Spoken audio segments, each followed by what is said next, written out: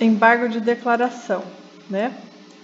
Cabe embargo de declaração contra qualquer decisão judicial para esclarecer obscuridade ou eliminar contradição, para suprir omissão de ponto ou questão sobre o qual deva se pronunciar o juiz de ofício ou a requerimento, e para corrigir erro material. Considera-se omissão a decisão que deixe de se manifestar sobre tese firmada em julgamento de caso repetitivo ou incidente de assunção de competência aplicável ao caso sob julgamento e incorre em qualquer das condutas do 489, parágrafo 3º que eu gravei no vídeo anterior. Os embargos serão opostos em 5 dias em petição dirigida ao juiz. A VUNESP fala tribunal? Não, é dirigida ao juiz. Com indicação do erro, obscuridade, contradição ou omissão e não se sujeitam a preparo. Aplica-se seus embargos de declaração o 299. O que é o 299? Os litisconsortes que tiverem diferentes procuradores de escritórios de advocacia distintos terão prazos contados em dobro para todas as suas manifestações em qualquer juiz ou tribunal, independentemente de requerimento. Olha que legal! Então, os litisconsortes, que têm procuradores diferentes, advogados que não são amiguinhos, moram e trabalham em lugares diferentes, esses litisconsortes têm prazo em dobro para recorrer, para entrar com embargo de declaração. Então, tem 10 dias para todas as suas manifestações, inclusive, em qualquer juiz ou tribunal, independente de requerimento. Vamos voltar. O juiz intimará o embargado para querendo manifestar-se em 5 dias sobre os embargos opostos, caso seu eventual acolhimento implique a modificação da decisão embargada, né? Então, se você entra com embargo de declaração, você tem 5 dias. Aí o juiz vai intimar a outra parte para se manifestar em 5 dias sobre esses embargos. Caso ele acolha, se ele for acolher, caso seja uma questão que, se for acolhida, implicaria modificação da decisão. Então, vamos ler de novo. O juiz vai intimar o embargado, a outra parte, para querendo se manifestar em 5 dias sobre os embargos opostos, caso seu eventual acolhimento implique a modificação da decisão embargada, entendeu? O juiz julgará os embargos em 5 dias. Nos tribunais, o relator apresentará os embargos em mesa, na sessão subsequente, proferindo o voto e, não havendo julgamento nessa sessão, será o recurso incluído em pauta automaticamente. Quando os embargos de declaração forem opostos contra a decisão de relator ou outra decisão unipessoal proferida em tribunal, o órgão prolator da decisão embargada decidi-lo-á monocraticamente. De novo, quando os embargos de declaração forem opostos contra a decisão de relator ou outra decisão unipessoal proferida em tribunal, o órgão prolator da decisão embargada decidi-lo-á monocraticamente. O órgão julgador conhecerá dos embargos de declaração como agravo interno, se entender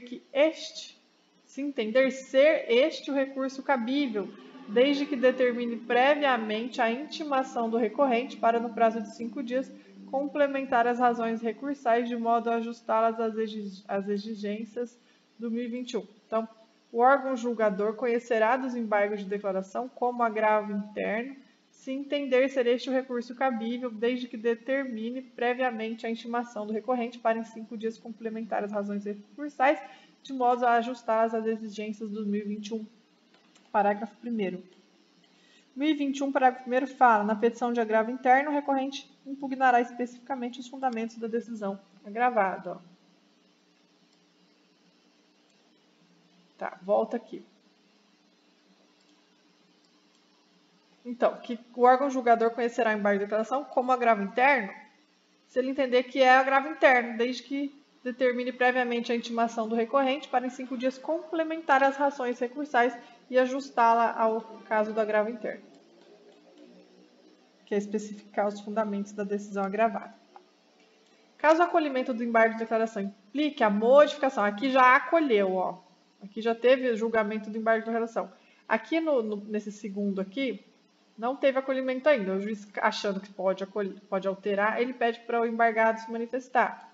Aí aqui já teve acolhimento do embargo de declaração. Caso o acolhimento do embargo de declaração implique modificação da decisão embargada,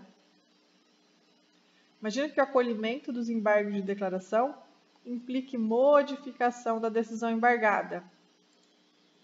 Caso o acolhimento dos embargos de declaração implique modificação da decisão embargada, o embargado que já tiver interposto outro recurso contra a decisão originária tem o direito de complementar ou alterar suas razões nos exatos limites da modificação, no prazo de 15 dias, contado da intimação da decisão dos embargos de declaração. Se os embargos de declaração forem rejeitados ou não alterarem a conclusão do julgamento anterior, imagine que o embargo de declaração foi rejeitado ou não alterou a conclusão do julgamento anterior.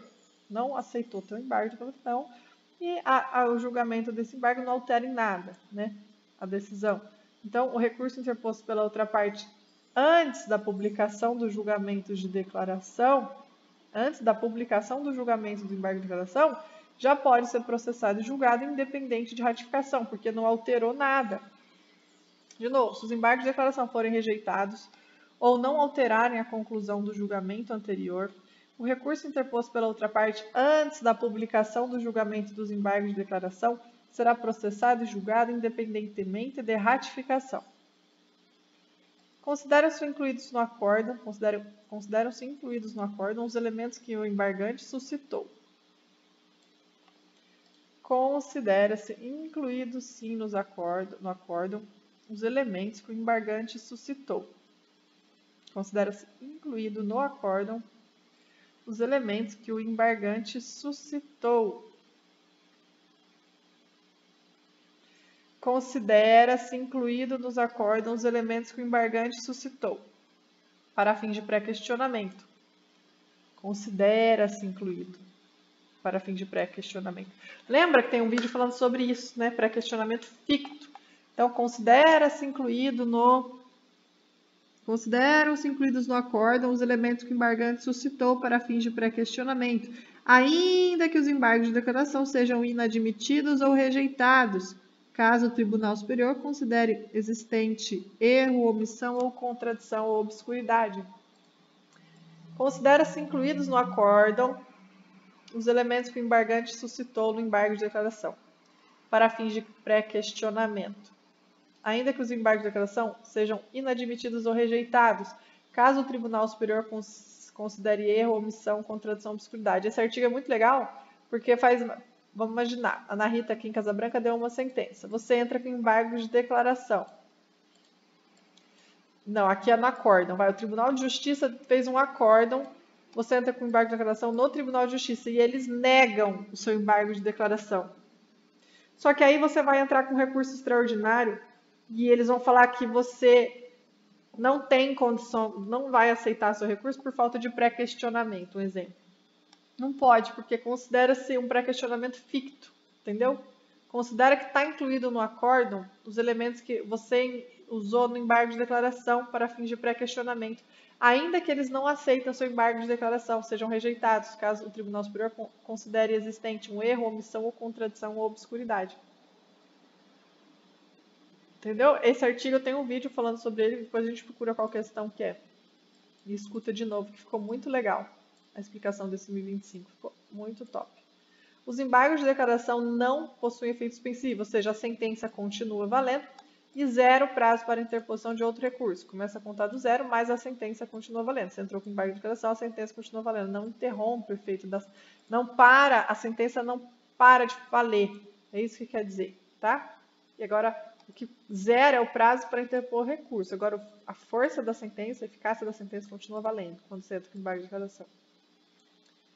A eficácia da decisão monocrática ou colegiada pode ser suspensa, porque em regra não suspende, mas pode ser suspensa pelo respectivo juiz ou relator se demonstrada a probabilidade de provimento do embargo de declaração ou sendo relevante a fundamentação se houver risco de grave dano ou de difícil reparação. Quando manifestamente protelatório embargo de declaração, o juiz ou tribunal, decisão fundamentada, condenará o embargante a pagar o embargado multa não excedente a 2% sobre o valor da causa. 2, depois aqui é 10, depois é 2 de novo. D, lembra? Na reiteração do embargo de declaração manifestamente protelatória, a multa será elevada a 10% sobre o valor atualizado da causa e a interposição de qualquer recurso fica condicionada ao depósito prévio do valor da multa, à exceção da fazenda pública e do beneficiário da justiça gratuita que recolherão no final. E letra 4ª. Não serão admitidos novos embargos de declaração se os 2 anteriores houverem sido considerados protelatórios. A VUNESP gosta de falar sem a palavra 2. A VUNESP vai falar assim, não serão admitidos novos embargos de declaração se os anteriores houverem sido considerados protelatórios. Incorreto. Tem que ser os 2 anteriores houverem sido considerados protelatórios.